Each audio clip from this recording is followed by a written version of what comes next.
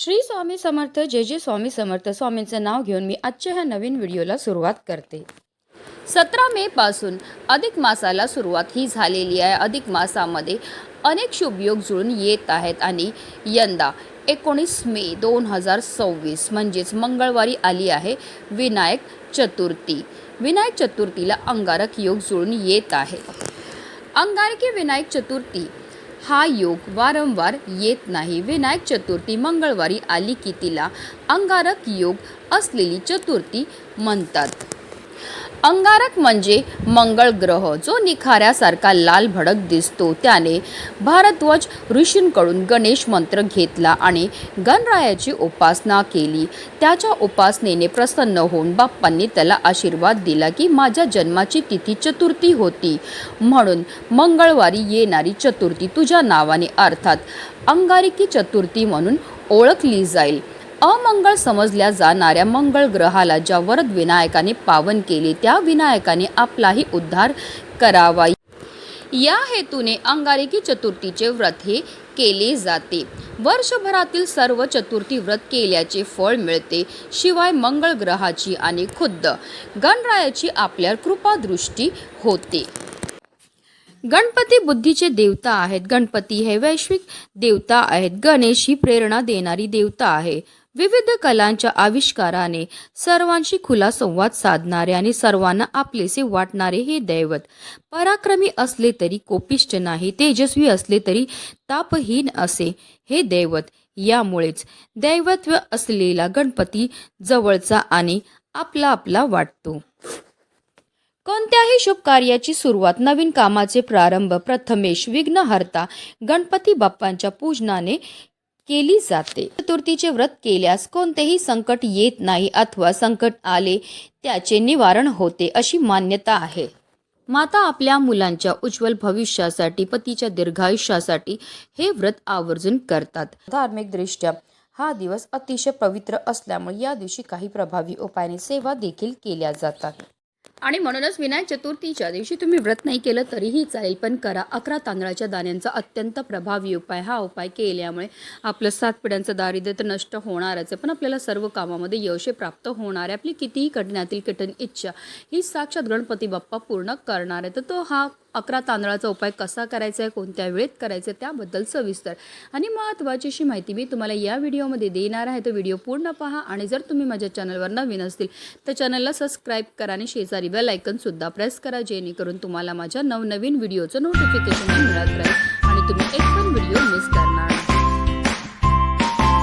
सर्वात पहिला उपाय जो आहे तो आपल्याला दिवसभरामध्ये कधीही करता येणार आहे.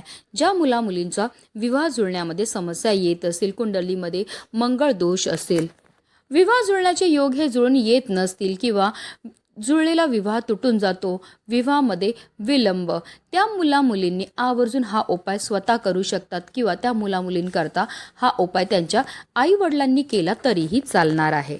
हा उपाय करण्याकरता आपल्याला 11 तांदळाचे दाणे हे घ्यायचे. जे तांदळाचे दाणे आपण घेणार ते व्यवस्थित पाहून घ्यायचे. ते अखंड असावे, कुठेही तुटलेले फुटलेले किंवा खराब झालेले नसावे.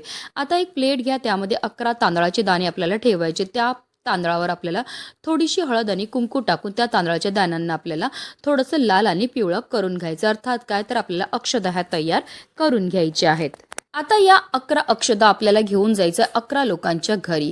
त्यांच्या घरी गेल्यावर आपल्याला त्यांच्या देवघरामध्ये असणाऱ्या गणपती बाप्पांजवळ जायचं आहे. बाप्पांजवळ गेल्यावर आपल्याला एक अक्षता आपल्या उजव्या हातामध्ये घ्यायची आणि ती अक्षता जी आहे ती आपल्याला गणपती बाप्पांच्या डोक्यावर टाकायची आणि बोलायचं आहे, ज्याप्रमाणे तुझ्या डोक्यावर मी अक्षता टाकत आहे त्याचप्रमाणे माझ्या डोक्यावर सुद्धा अक्षता पडू दे. माझा विवाह जुळण्याचा योग जो आहे तो फारच लवकर जुळून येऊ दे. अशा रीतीने आपल्याला 11 लोकांच्या घरी जायचं आहे आणि 11 वेळा ह्या गणपती बाप्पांवर आपल्याला अक्षता टाकायच्यात.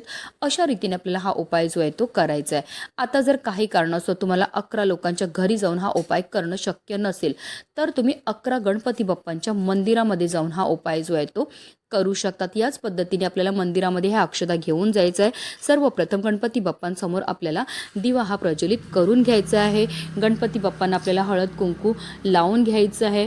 तिथे आपल्याला धूपदीप अगरबत्ती लावून वातावरण प्रसन्न करायचं आणि त्यानंतर आपल्याला एक अक्षता घ्यायची। ती अक्षता आपल्याला गणपती बाप्पांच्या डोक्यावर टाकायचं आणि म्हणायचं, ज्याप्रमाणे तुझ्या डोक्यावर मी अक्षता टाकत आहे त्याचप्रमाणे माझ्या डोक्यावर सुद्धा अक्षता पडू दे आणि माझा विवाह जुळण्याचा योग जो आहे तो फारच लवकर जुळून येऊ दे। प्रयत्न करून ज्या मुलींच्या विवाहामध्ये अडचणी येत असेल त्यांनी जर स्वतः हा उपाय विनायक चतुर्थीच्या दिवशीला तर त्यांचा विवाह जुळण्याचा योग जो आहे तो फारच लवकर जुळून येतो। विनायक चतुर्थीच्या दिवशी गणेश तत्व जे ते नेहमी तुलनेमध्ये एक सहस्त्रपटीने जास्त कार्यरत असतात आणि जेव्हा असा हा उपाय आपण मंदिरामध्ये जाऊन करतो तर त्यामुळे आपल्याला केलेल्या उपायाचं अतिशीघ्र फळ हे प्राप्त होत असतं। पुढचा उपाय आपल्याला नारळापासून करायचा आहे। नारळाला श्रीफळ असं सुद्धा म्हटलं जातं, तसेच नारळ हे गणपती बाप्पांना सुद्धा अतिशय प्रिय आहे। हा उपाय आपल्याला गणपती बाप्पांच्या मंदिरामध्ये जाऊनच करायचा। हा उपाय आपल्याला घरी करता येणार नाही। ज्या घरामध्ये वारंवार भांडणं होत असतील, कलह होत असतील, नवरा बायकोचं पटत नसेल, आलेल्या घरामध्ये पैसा टिकून राहत नसेल, संकट एका पाठोपाठ येतच असतील तर त्यांनी आवर्जून हा उपाय जो आहे तो करायचा आहे।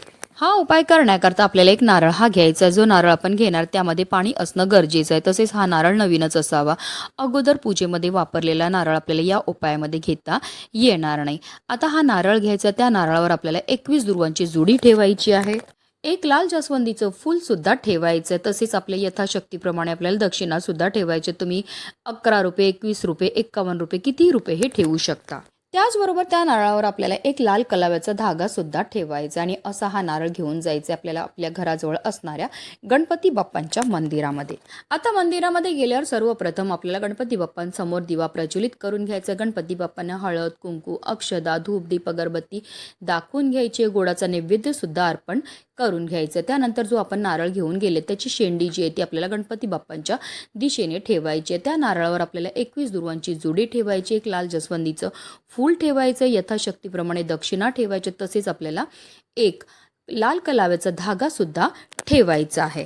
आणि असा हा इच्छापूर्ती नारळ जो आहे तो आपल्याला आपल्या मनातली इच्छा व्यक्त करून गणपती बाप्पांच्या चरणावर अर्पण करायचे। तुमची जी पण इच्छा असेल, घराबद्दल, मुलांबद्दल, नोकरी, व्यवसाय, पतीबद्दल जी पण इच्छा असेल ती आपल्याला मनोभावे बोलायची आणि हा नारळ जो आहे तो आपल्याला गणपती बाप्पांच्या चरणावर अर्पण करायचे। तो भक्त गणपती बाप्पाच्या मंदिरामध्ये जाऊन हा उपाय करेल, त्याच्या सर्व अडचणी सर्व संकट साक्षात गणपती बाप्पा दूर करतील।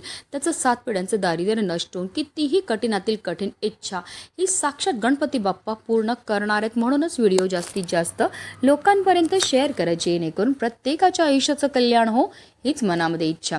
गणपती बाप्पा मोरया।